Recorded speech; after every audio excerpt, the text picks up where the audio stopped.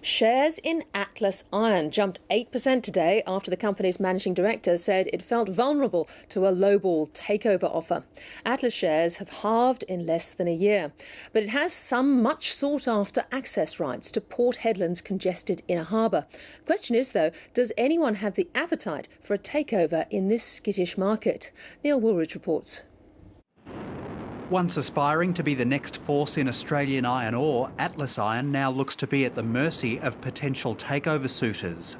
It is attractive in terms of its positioning with its infrastructure. However, given it's only producing 6 million tonnes per annum and has to grow fairly substantially over the next few years in order to achieve its growth aspirations, there's a lot of capital required. The takeover talk was sparked by comments from Atlas's managing director, Ken Brinson, who says the company feels vulnerable to a low-ball takeover after its share price fell 28% this month. Indeed, it's been a heartbreaking ride for long-term investors, having clawed back most of their losses from the global financial crisis, only to see Atlas Iron's share price halve in value in under a year. The share prices of most Australian iron ore companies have come off by 25 to 30%, and yet the iron ore price that they sell to China is probably only down about 10%. So I think it's just the concern of the unknown, that it could be really bad, that there could be an unravelling of growth.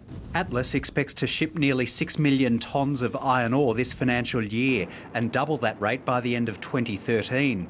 It's sitting on a 1 billion tonne reserve and also has a 46 million tonne a year export allocation to use Port Hedland's congested inner harbour.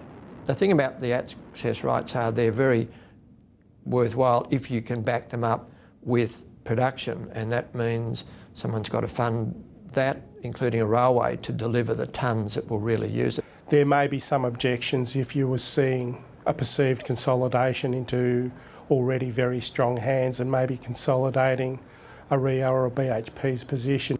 But to achieve its growth aspirations, Atlas would need to spend more than $2.5 billion, as well as securing a rail access agreement. More than likely what we'll see is some sort of joint venture, either with a Fortescue or perhaps with Hancock Prospecting, in order to secure funding and maybe trade off some of that port capacity, which other major players will see as advantageous.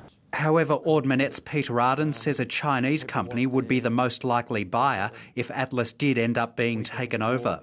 They've proved themselves in the marketplace, proved they can deliver, and I think for BHP and Rio Tinto, they're really after genuine Tier 1 assets. They're not really the quality, though, that I think BHP or Rio would look for, but they're on the doorstep. Ken Brinson says there's no takeover offer on the table, and with China's economy slowing, the question is whether any company would have the appetite for a $2 billion takeover in this market. I'm cautious. I don't think things are going to collapse necessarily, but having said that, we are in for a period of consolidation where it appears supply is more than adequate to meet demand, which is being tempered somewhat. Tim Schroeder says markets are settling on a new equilibrium price for iron ore, around $100 to $120 a tonne, well below the current spot price of $130.